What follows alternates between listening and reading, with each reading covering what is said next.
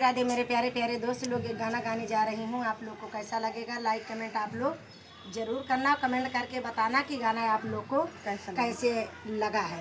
नदिया नरवा के किनारवा के बोवा वै जो नरी, नदिया नरवा के किनारवा के बोवा वै जो नरी, हमारे ससुर बेई मनवा वही बोवा वै जो नरी, हमारे ससुर बेई मनवा वही बोवा वै जो नरी, हमारी सासू छमक चलवै रखा वै जो नरी, हमारी सासू छमक चलवै रखा वै जो नरी, नदिया नरवा के किनारवा के बोवा वै जो नरी, नदिया नरवा के किनारवा के बोवा वै जो नरी, हमारे जेठऊ बेई मनवा वै बोवा वै जो नरी, हमारे जेठऊ बेई मनवा वै बोवा वै जो नरी, हमारी जेठनी छमक चलवै रखा वै जो नरी,